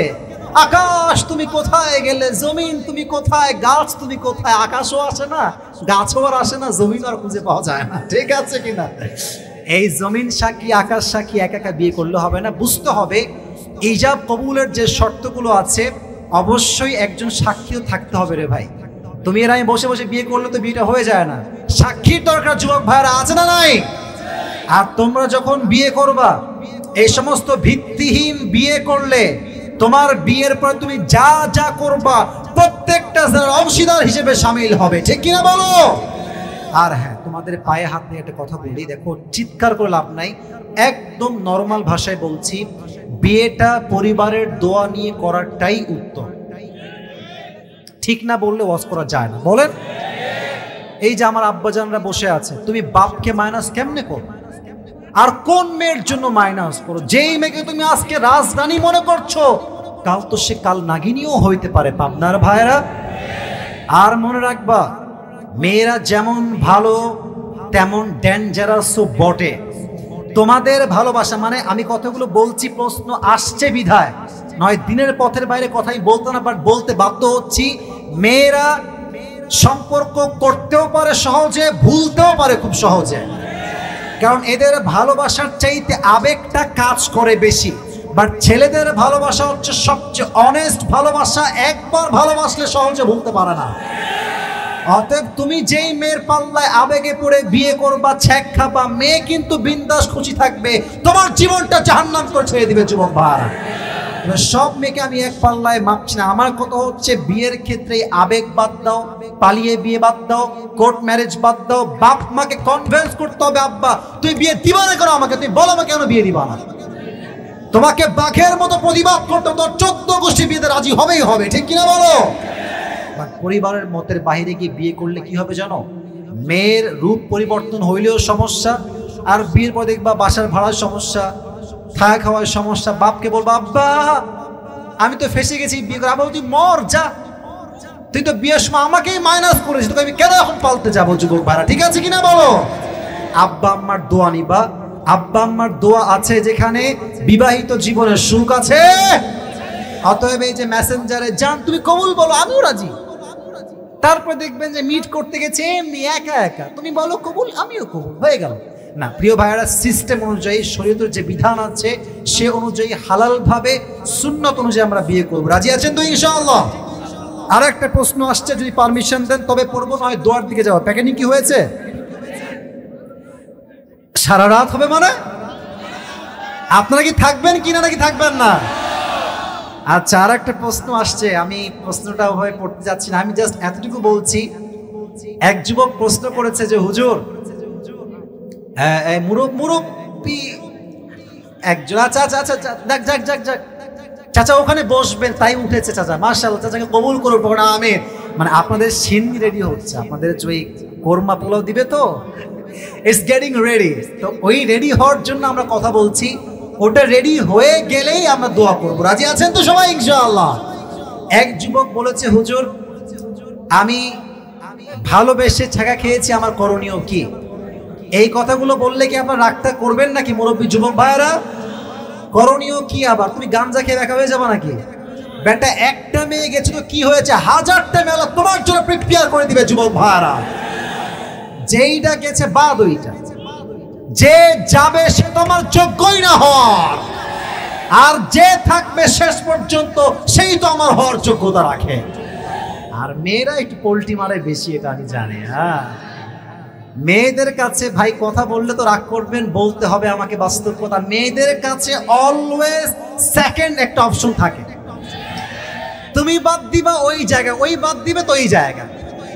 আর তোমাকে এমন একটা ভাবে বলবে যে জান তোমাকে ছাড়া আমি বাঁচবই না, আর তুমি বলবা यार ये तो मुझे ही मोहब्बत करती है, तुझे मोहब्बत नहीं करती, वो तुझे भी करती है और किसी को भी मोहब्बत करती है।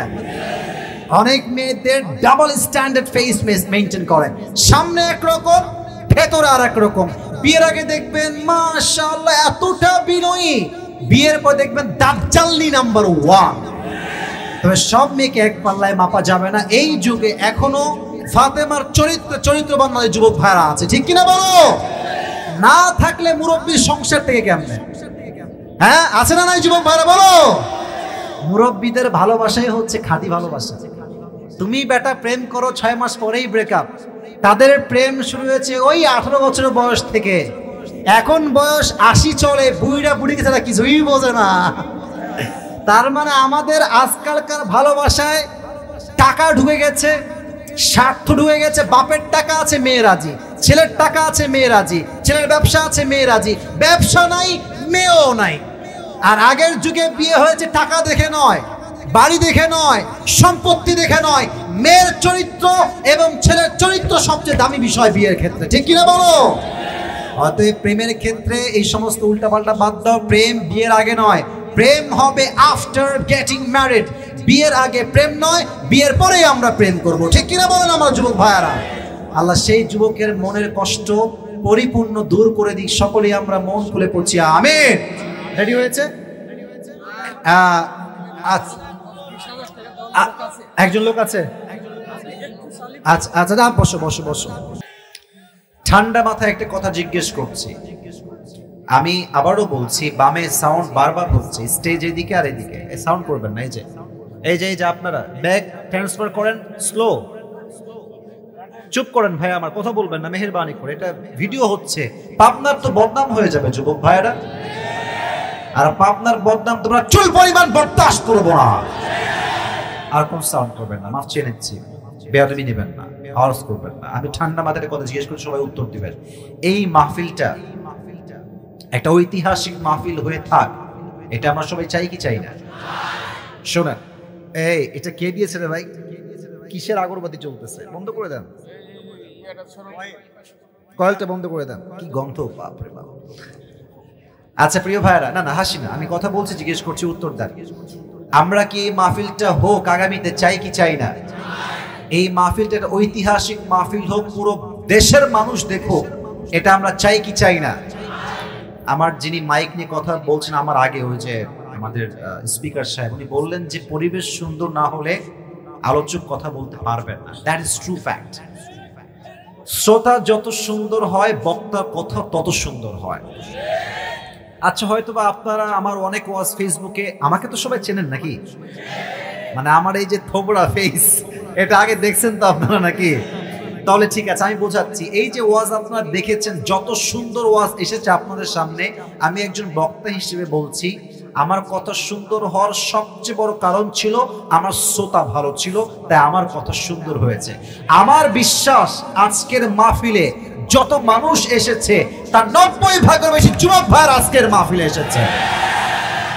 অতএব পরিবেশটা আমি সুন্দর চাই, দিবেন তো ইনশাআল্লাহ?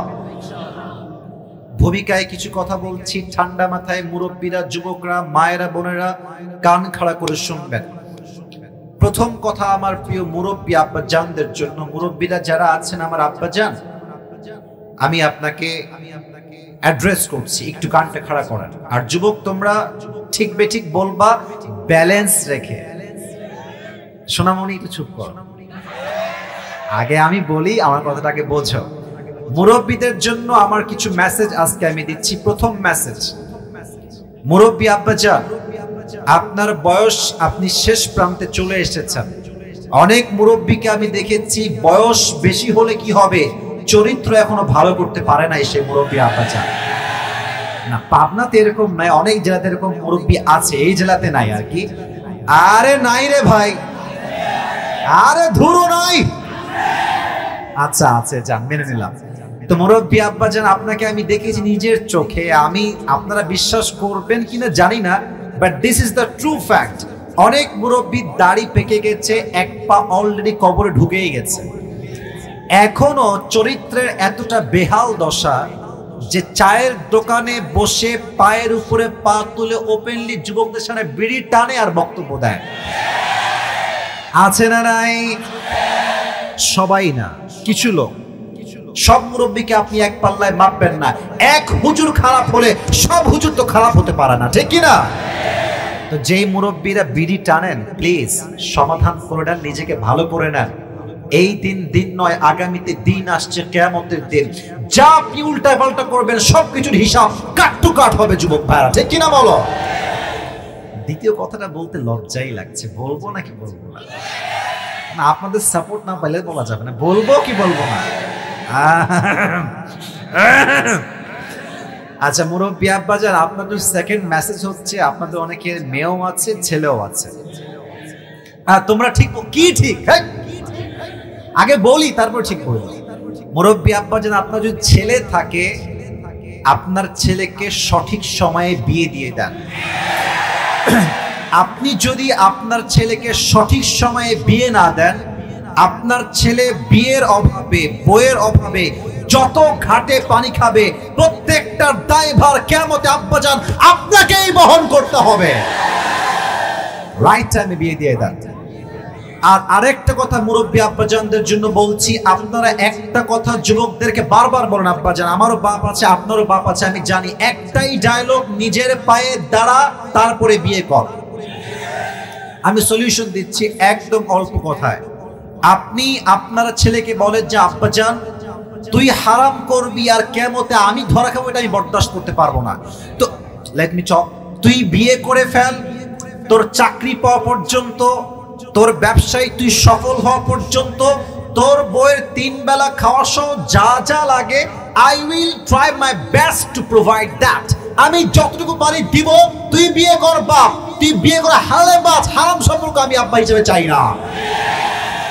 বাপ যদি ছেলেকে এইভাবে মেন্টালি এন্ড ফাইন্যান্সিয়ালি সাপোর্ট দিতে পারে, ওয়াল্লাহি আল্লাহর কসম করে বলছি, এই দেশের মাটিতে জেনার সংখ্যা কমবে, বিয়ের সংখ্যা বেড়ে যাবে। পাবনার ভাইরা, আমার আব্বাজানকে আল্লাহ তাআলা বুঝার তৌফিক দান করুন। না, আমিনটা আসতে হয়ে গেছে, আমিনটা জোরে বলেন আমিন। Second message for the girls, আমার বোনদের জন্য। আপনারা অনেকে হিজাব পরে আসলেন, আমি দেখছিলাম আসার সময়, বাপ রে বাপ, অনেকে বোরকা পরে, হিজাব পরে, নিকাব পরে আসছেন। দ্যাট ইজ রিয়েলি অ্যাপ্রিসিয়েটেড, খুব ভালো। এইটা আমি দোয়া করে কবুল করব না, আমিন। তবে প্রিয় বোন, একটা কথাই রাগ কইলেন না, আমার পর্দাশীল হওয়ার জন্য বোরকা নয়, চরিত্র আগে ভালো হওয়া লাগবে। প্রিয় বোনেরা আমার, বোরকা পড়লে কিন্তু আসলে দিনদার হওয়া যায় না। আমরা যুবক সবাই দেখেছি, এলাকার পার্কে বা বাহিরে যত মেয়ে রাস্তাঘাটে প্রেম করে, তার 80 ভাগই বোরকাওয়ালিরা প্রেম করে বেড়ায়। যখন देखबा मन हबी यार ये तो अभी के अभी कन्फर्म जन्नत से भाग के दुनिया में अभी के अभी आया है यार, इतनी अच्छी लड़की कोई हो सकता है यार, मुझे तो सोचने में भी नहीं आती यार। প্রিয় ভাইরা, বোরকা অনেকে পরে উপরে ফিটফাট, ভেতরে পুরোটাই সদরঘাট। অতএব প্রিয় বোন, আগে বোরকা নয়, চরিত্রকে ঠিক করতে হবে, ঠিক কিনা বলো? সেকেন্ড কথা, মেয়েদের জন্য এটাই শেষ কথা, লাস্ট কথা। বিয়ের সময় আসলে ওই টাকাওয়ালা টাকলা বাদ দিয়ে চরিত্রবান যুবককে খুঁজে খুঁজে আপনাকে বিয়ে করতে হবে। কি যে ট্রেন্ড দেশে শুরু হয়েছে, টাকলা টাকা থাকলে যুবতী মেয়ে বিয়ে করে পালায় যাচ্ছে, আর যুবক ছায়া খেয়ে বেগায় গাঞ্জা খেয়ে শেষ হয়ে যাচ্ছে।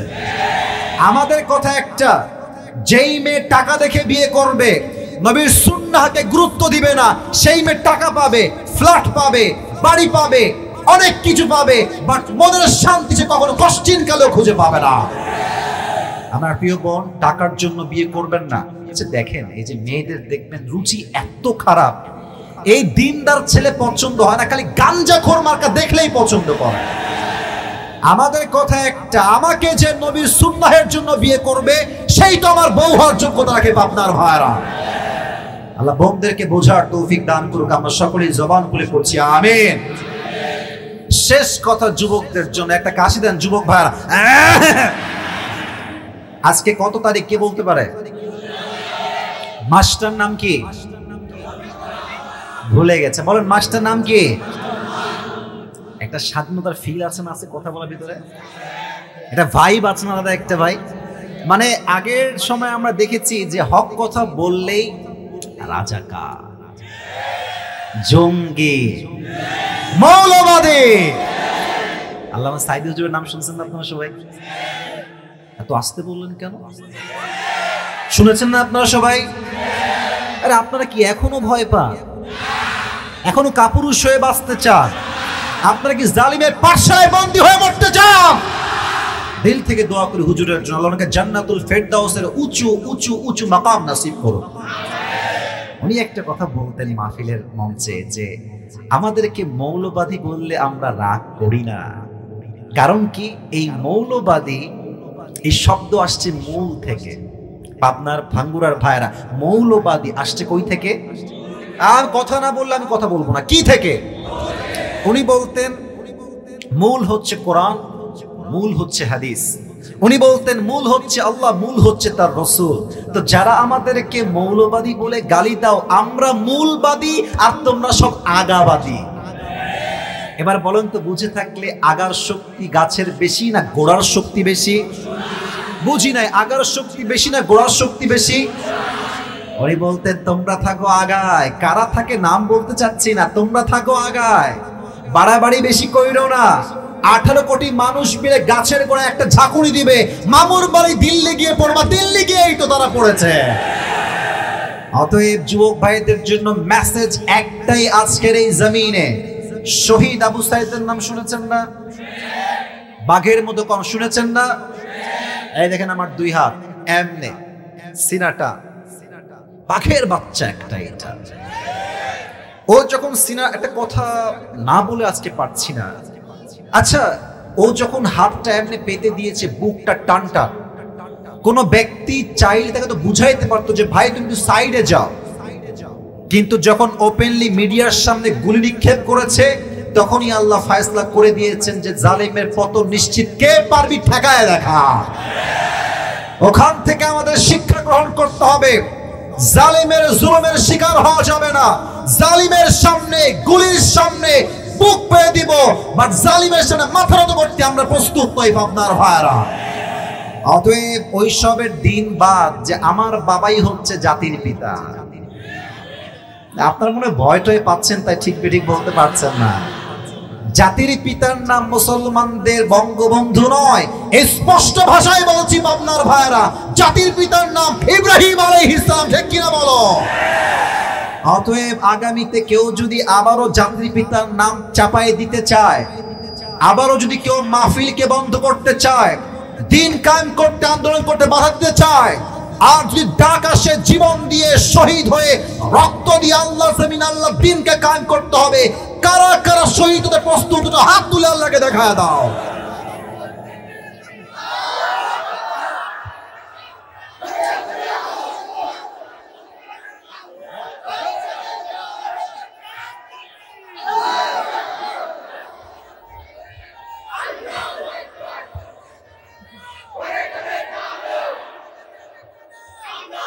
সবাই একটা কাশি দেন, আমার সঙ্গে তাকবীর দেন বাঘের মতো, লিল্লাহি তাকবীর।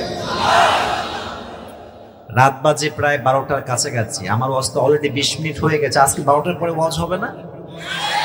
আরে আমার তো বিশ্বাস শেষ রাত পর্যন্ত ওয়াজ হলেও সারা রাত পর্যন্ত পাবনার ভাত। মাশাআল্লাহ, কবুল করে পড়া আমিন। আমি আমার তাফসীর শুরু করতে চাই, তবে তার আগে একটা ঘোষণা দিয়ে শুরু করতে চাই। আচ্ছা, আগে একটা জিনিস জিজ্ঞেস করি, আজকের মাহফিলে বউওয়ালা মানে বিবাহিত আসছেন কারা একটু হাত তোলেন তো। নাই, হাত নামান। সিঙ্গেল বউ নাই, অনেক কষ্টে তারা হাত তোলো। তোমরা সবাই সিঙ্গেল? সিরিয়াস? শিওর? বসো বসো বসো বসো, দাঁড়াতে হবে না, বসো। অনেক কষ্টে আছে আব্বাজান, সামনে শীতকাল, বিয়ে দিয়ে দেন, যা হবে হবে। আল্লাহ সিঙ্গেলদের কষ্ট শীতকালে দূর করে দিক, পড়া আমিন। 3টে তাকবীর দিবেন ভাগাভাগি করে। প্রথম তাকবীর দিবেন বিবাহিত ভাইরা, সেকেন্ড তাকবীর দিবেন সিঙ্গেল পার্টিরা, আর থার্ড তাকবীর দিবেন সবাই মিলে এমন জোরে সার সহ আমরা সহ স্টেজ ভেঙে নিচে পড়ে যাব। দেখা যাক কার জোর কত বেশি। প্রথম তাকবীর দিবেন বিবাহিত ভাইরা, সবাই একটা কাজ দেন, বিবাহিতরা। It's just time for the married people. বউ থাকলে দিবেন, নয় চুপ থাকবেন। বিবাহিত ভাইরা, let's get ready. লিল্লাহি তাকবীর। এই সিঙ্গেলরা সাউন্ড অনেক ভালো আছে কিন্তু, তোমরা একটু কাশি দিয়ে নাও, এটা শ্বাস নাও। দেখা যাক আজকে কে পারে। বিবাহিত পারফরমেন্স অনেক ভালো ছিল, সত্য কথা বলতে। সিঙ্গেলরা রেডি হও। লিল্লাহি তাকবীর। বিবাহিতরা ফেল, সিঙ্গেলরা pass. I am so sorry to say that. এবার সবাই মিলে আমরা তাকবীর দিব, জোরে সোরে স্টেজ ভেঙে আমি নিচে পড়ে যাব। রেডি? রেডি আছেন তো ইনশাআল্লাহ? সবাই একটা কাশ দেন, হাত তুলে এবার স্লোগান দিবেন, লিল্লাহি তাকবীর, আল্লাহু আকবার। আল কোরআনের আলো, আল হাদিসের আলো, কোরআন হাদিস যেখানে, আলেম ওলামা যেখানে, পাবনাবাসী যেখানে, ভাঙ্গুড়াবাসী যেখানে, আল্লাহ তাআলা কবুল করুক, পড়া আমিন। অ্যানাউন্সমেন্ট দিতে ভুলে গেছিলাম, আমি আজকে আপনাদের জন্য একটা গিফট নিয়ে আসছি, সবাই নেবেন তো ইনশাআল্লাহ? গিফটটা অনেকের জন্য স্পেশাল, আবার অনেকের জন্য সস্তা। এটা হচ্ছে আমার একটা ইউজ করা আমার টুপি। আমার টুপি অনেক যুবক ভাইরা পছন্দ করে না নাকি ভাই? তো অনেকে আমার টুপি যাওয়ার সময় টান দেয়, কেউ চায়, কেউ মানে হাত পা ধরে ফেলে, হুজুর দিতেই হবে। আজকে হাত পা ধরতে হবে না, আমি নিজেই টুপি নিয়ে আসছি, একজনকে দিব। I repeat again, একজনকে দিব। আমি বলি ये नसीब की बात है मेरे दोस्त, हर किसी को मिलने वाला नहीं है। যে কোনো একজন পাবে, তবে যোগ্যতা লাগবে একটা। আমি এখন যেই ওয়াজটা কোরআন থেকে পেশ করব, তাফসীর পেশ করব, যেই যুবক বা মুরব্বী বা ছোট্ট শিশু বা বাচ্চা শেষ পর্যন্ত ওয়াজটা শুনে মেমোরাইজ করবে এবং শেষে গিয়ে বলতে পারবে, তাকেই আজকে টুপিটা আমরা পরিধান করাই দেব ইনশাআল্লাহ, ইনশাআল্লাহ, ইনশাআল্লাহ, ইনশাআল্লাহ। অতএব তোমরা যারা মোবাইল ফোন, সোনামণি তোমরা একটু পেছনে যাও, এদিকে যাও, দেখতে সমস্যা হচ্ছে তো, এটা বামে যাও না, মারামারি করো না, না না না, এটা না, এই পাবনার এটা বদনাম হোক, এটা কিন্তু আমি চাই না। বামে ঠিক হলে ডানে ঠিক, ডানে কোনো সাউন্ডই নাই, সব ভদ্র ঘরের সন্তান আমরা, ঠিক কিনা বলো? সাইডে যাও, আমি যা বলছি এখন। আচ্ছা এটা এখন নাই, ওটা শর্ত আছে, শর্তের সাথে দিব। একটা আওয়াজ হবে না, ক্যামেরা অফ কর, turn off your camera right now. What is this? এটা কতগুলো ক্যামেরা আছে, আবার ক্যামেরা অন করে রাখা আছে, বন্ধ করে ক্যামেরা করতে হবে না ভাই, আমার মেজাজটা গরম করে না ভাই, এতগুলো লোক আসছে। আজকে আমাকে সরাসরি দেখার দিন, ভিডিও করার দিন আজকে নয় যুবক ভাই, কালকে ইউটিউবে আপলোড হয়ে যাবে। তোমার মোবাইল ফোনটা অফ রাখো, শেষ তাকবীর দেন, লিল্লাহি তাকবীর।